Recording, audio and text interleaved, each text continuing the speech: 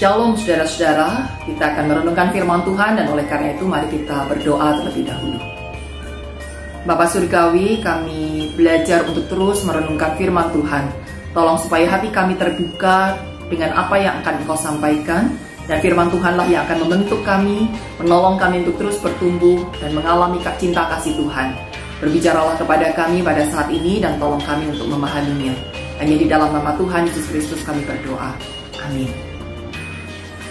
Saudara, apakah saudara senang dengan sebuah kejutan?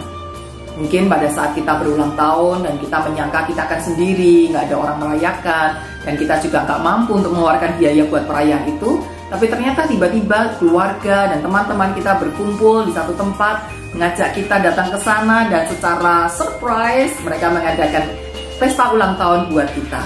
Tentu itu menyenangkan ya buat kita semua. Ada juga seorang rekan yang berkata bahwa dia tuh berulang kali melamar pekerjaan, tapi nggak pernah berhasil. Dites berkali-kali gitu ya, di awal-awal tes selalu berhasil, tapi tes akhirnya itu selalu gagal. Sampai pada satu kali dia mengatakan pamit gitu ya ke saya mau pergi keluar kota untuk menjalani tes akhir dari sebuah pekerjaan yang dia sedang inginkan itu. Dan saya mengatakan, kamu yakin nanti kamu akan lulus? Ya enggak juga, tapi mau gimana lagi, saya harus menjalani tes ini dan saya yakin saya tidak akan lolos gitu ya. Dan dia yakin tidak lolos. Tapi ketika dia sampai di sana, saudara, malamnya dia mengabari saya bahwa saya diterima pekerjaan ini. Dan tentu itu sebuah kejutan yang luar biasa yang nggak pernah diduga-duga. Bahkan ketika dia sudah tidak mengharapkan hal itu karena dia yakin tidak lolos, tapi ternyata pada saat itu dia malah diterima dalam pekerjaan yang dia idam-idamkan. Jadi ternyata menyenangkan ya mendapat kejutan. Tapi saudara, suatu kali ada juga seorang ibu yang mendapatkan telepon itu mengatakan, maaf Bu, anak Anda kecelakaan dan sekarang tidak bernyawa lagi. Setelah dia cek kemana-mana ternyata betul bahwa anaknya memang sudah meninggal karena kecelakaan. Sebuah kejutan juga, tapi tentu ini bukan kejutan yang diharapkan semua orang. Kejutan yang begitu memilukan dan membuat ibu ini menangis dengan sangat keras. Kenapa anaknya sampai tertimpa masalah tersebut? Jadi saudara, kejutan tidak selalu manis ya. Dan seringkali kita juga nggak siap dengan sebuah kejutan. Demikian juga dengan Maria, seorang perawan yang mendapatkan berita mengejutkan bagi dirinya. Di Lukas pasal 1 ayat 28 dan 29 mencatatkan demikian. Ketika malaikat itu masuk ke rumah Maria, ia berkata, "Salam hai engkau yang dikaruniai, Tuhan menyertai engkau." Maria terkejut mendengar perkataan itu, lalu bertanya di dalam hatinya, apakah arti salam itu? Padahal jelas malaikat mengatakan, "Salam hai engkau yang dikaruniai," tapi Maria justru terkejut mendengar salam itu dan dia tidak tahu apa artinya.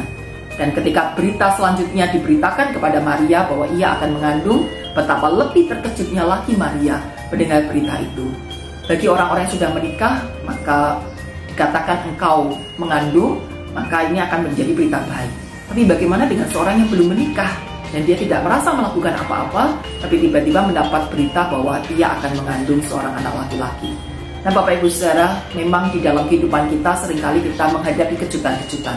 Ada yang manis, tapi juga ada yang pahit. Ada yang begitu nyamannya, tapi juga ada yang memilukan. Kita nggak pernah tahu kapan datangnya kejutan itu. Namanya juga kejutan, nggak akan pernah bisa diprediksi. Oleh karena itu yang bisa kita lakukan hanyalah menyiapkan hati terhadap setiap berita-berita yang mengejutkan dalam kehidupan kita. Nah, bagaimana menyiapkan hati? Tentu kita harus melekat kepada pribadi yang selalu siap untuk mengawal kita di dalam menghadapi kejutan-kejutan itu. Baik kejutan yang manis, karena yang manis juga belum tentu mudah untuk dijalani. Seorang rekan yang tadi akhirnya keterima kerja, karena sudah diterima besoknya dia harus mulai masuk kerja.